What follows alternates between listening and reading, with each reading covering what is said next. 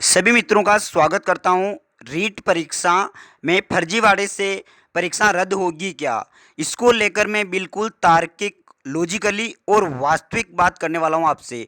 सातवीं ये परीक्षा 3 साल में हुई है और अभी इस परीक्षा के होते ही इस पर इतना बड़ा संकट आ चुका है कि जगह-जगह परीक्षा को रद्द करने की मांग की जा रही है। अब ये रद्द क्यों कर रहे हैं, क्यों करवाना चाहते हैं? तो इसका सबसे बड़ा मुद्दा ये रही कि इस परीक्षा में साथियों बहुत बड़ी नकल हुई है। नकल इतनी बड़ी हुई है कि मतलब हमारी कल्पना से भी परे है ये। रात में पेपर खुल गया था साथियों, आप सोचिए, अगर जब पेपर रात में ही खुल गया था, आंसर की मोबाइल में थी उनके, तो बताओ टीपने वाले ने क्या क्या नहीं किया होगा, ये सोचो आप। सब कुछ उसने टीप टुपा के आराम से, वो मैं बता दूं आपको, जो नकल की है उसके आंसर की उसके मोबाइल में थी, तो आराम से वो 145 प्लस कर लेगा। और ऐसे एक लोग नहीं है जो केवल 145 प्लस करेगा।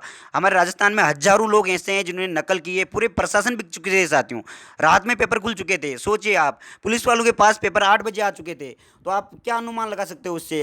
जरा खुद सोचिए।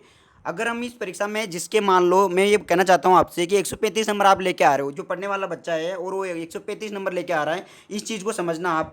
और आप ये सोच रहे हो कि हम सेफ जोन में 135 नंबर आप लेके आ रहे हो प्लस से, और आप ये सोच रहे हो कि हम सेफ हैं और हमारा सिलेक्शन हो जाएगा।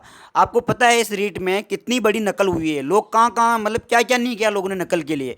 अगर आप 135 नंबर को लेकर आप सोच रहे हो कि हमारा सिलेक्शन हो जाएगा और हमें रीट में नौकरी मिल जाएगी, तो आपको मैं एक ही बात कहना चाहता हूँ कि आप जरा अपने अंतरात्मा से पूछिए। एक बार खुद शांत जगह से बैठ के सोचिए, क्या आप 135 नंबर आप ईमानदारी से लेके आ रहे हैं, तो क्या नकल वाले आपसे पीछे रहेंगे? आपको क्या लगता है कि नकल वाले जिन्होंने नकल की है उनके क्या 130 आएंगे? आपको क्या लगता है? अगर आप जरा सोचिए, आपके 135 के आसपास नंबर आ रहे हैं और अगर नकल वाले ने 140 नंबर प्राप्त किए, इस बात को समझने की कोशिश करना। 140 प्लस नंबर अगर नकल वाले ने प्राप्त कर लिए है ना, तो सिलेक्शन उस नकल वाले का होगा, आपका नहीं होगा। इस चीज़ को आप समझने की कोशिश करना चाहती हूँ। इसलिए जो उपेंद्र यादव जी 30 सितंबर को महाआंदोलन कर रहे हैं, उसमें हमें अधिक से अधिक संख्या में भाग लेना चाहिए। मैं ये नहीं कहता कि परीक्षा कैंसिल करो, क्योंकि परीक्षा को देखो 3 साल में इस बार हुई है और वो ये भी बहुत मुश्किल से हो पाई है। तो परीक्षा कैंसिल की हम मांग नहीं रखेंगे। हम मांग ये रखेंगे, जिन्होंने भी नकल की ना, इनको बाहर निकालो और इनको इस परीक्षा से रोको। देखो बहुत सारे मतलब ये कर रहे हैं, तो इनका हमें साथ देना है।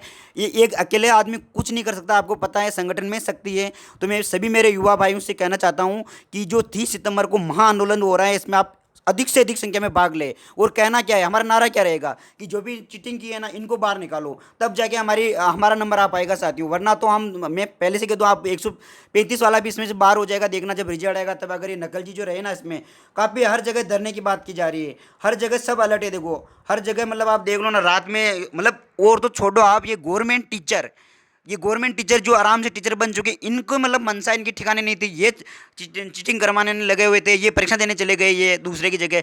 मतलब अपने परिवार वालों को नौकरी लगाने के लिए जी जान लगा सकते हैं। देखो आप, ये आज की न्यूज़ है, बहुत सारे टीचर पेपर देने चले गए, जो टीचर हैं खुद, और वो दूसरे का पेपर देने जा रहे हैं। बताओ कैसे हमारी नैया पार होगी इसमें? ये रीट 3 साल में हुई है साथियों, लेकिन इसमें फर्जीवाड़ा इतना हुआ है ना, जिसकी कोई हद नहीं है। इसलिए मैं मेरे युवा साथियों से कहना चाहता हूँ, आप इनको आराम से देख दो। बहुत मतलब गड़बड़ी नहीं, इसमें महा गड़बड़ी हुई है। इसमें गड़बड़ी शब्द छोटा पड़ गया साथियों इसके लिए। और डोटासा साहब बोल रहे हैं कि पेपर की सील नहीं खुली हुई है। डोटासा साहब इसका प्रूफ दो ना, पेपर की अगर सील नहीं खुली थी, अगर प्रूफ दो। और अगर जनता प्रूफ देगी, स्टूडेंट प्रूफ देगी, तो कैसे देगी? उनके पास कोई मोबाइल नहीं था वहाँ पे, लेकिन उन्होंने आंखों से देखा है कि पेपर खुला हुआ था। और मैं खुद इस बात को कह सकता हूँ कि पेपर खुले हुए थे। मेरे बहुत से मित्र बोल रहे कि हमारे पेपर खुला हुआ था, किसी को पेपर दिया ही नहीं, और वो दिया तो लगभग बहुत लेट दिया। मैं खुद बता दूं साथियों, बूंदी में एक सेंटर था जिसपे पेपर 10 बजकर 10 मिनट तक पेपर नहीं दिए। क्यों नहीं दिए? वहाँ के लोग डर गए, आंदोलन नहीं किया। अकेले अलवर जिले में ऐसा नहीं हुआ कि पेपर लेट हुए थे, बूंदी जिले में होता ऐसे। मतलब अपने राजस्थान के 33 जिलों में बहुत से जिलों में ऐसे हुए कि जिनमें पेपर बहुत लेट दिए गए थे साथियों। और डॉक्टर साहब बोल रहे हैं कि नहीं, पेपर की सील नहीं खुली थी। प्रूफ दो ना, नहीं खुली तो प्रूफ दो। और हम प्रूफ कैसे दे? हम प्रूफ सीसीटीवी कैमरे आप जाके देखो। और पता है लोगों ने कितनी बेईमानी की, सीसीटीवी कैमरे की पिन तक अलग कर दी उन्होंने, सीसीटीवी कैमरे तक बंद कर दिया लोगों ने। क्यों किए? जब उनको पता है कि परीक्षा चल रही थी, तो सीसीटीवी कैमरे बंद क्यों किए? और एक सबसे बड़ी बात मैं बताऊं साथियों, ये रीट की परीक्षा में बहुत से सेंटर पर घड़ी नहीं लगाई गई। क्यों नहीं लगाई घड़ी? जब जब इनको पता है कि अगर घड़ी अंदर नहीं ले जाने दे रहे हैं, तो इनको घड़ी लगानी चाहिए ना। क्यों नहीं लगाई? मैं तो ये कहना चाहता हूँ इनको। ये साथियों, रीट के विद्यार्थियों के साथ में बहुत बड़ा अन्याय हुआ है। इस अन्याय को न्याय मिलना चाहिए। इसके लिए 30 सितंबर को उपेंद्र यादव जी, देखो रीट ये देखो आप यहाँ पे रीट 2021 को ब्रेकिंग, ये माध्यमिक शिक्षा बोर्ड याचिका लगा रही है हाई कोर्ट में। इसको डरे है माध्यमिक शिक्षा बोर्ड को कहीं उल्टा उल्टा ना हो जाए, क्यों लगा रही है? सब डरे हुए हैं साथियों, आप सब एकजुट होकर हम काम करें। अगर आप ये सोचते हो कि रीट का पेपर बुरा हुआ तो कोई बात नहीं, तो मैं आपको बता दूं, आपका फर्स्ट ग्रेड हो चाहे सेकंड ग्रेड हो चाहे पटवार हो चाहे ग्राम सेवक हो, सब में ये फर्जीवाड़े वाले लोग लग जाएंगे, और जो पढ़ने वाला बच्चा वो हमेशा हमेशा के लिए पीछे रह जाएगा। कभी वो इतने नंबर नहीं लेके आएगा जितना ये फर्जीवाड़े लेके आ जाएंगे, और ये सब नौकरियां लग जाएंगे, और पढ़ने वाला बच्चा 100% पिछड़ेगा, मैं ये कह सकता हूँ आपसे। इसलिए ये उपेंद्र यादव जी हमारे लिए ही कर रहे हैं, तो मैं आपसे हाथ जोड़ के मैं भी निवेदन करता हूँ कि आप अधिक से अधिक संख्या में इस महाआंदोलन में भाग लें। और हम परीक्षा कैंसिल को मांग नहीं रखेंगे, हम ये नहीं रखेंगे कि रीट का पेपर आउट करो, नहीं, जहाँ पे जो भी चीटिंग हुई है ना उनके रिजल्ट रोको और उनको इस रीट से बाहर करो। हमारी यही मांग रहेगी कि जहाँ जहाँ पर भी चीटिंग हुई है इसकी कमेटी का गठन किया जाए और अच्छी से जांच करे, बिल्कुल पारदर्शिता से जांच हो, और जो भी जांच में रिपोर्ट आए वो लोगों के सामने पेश करो।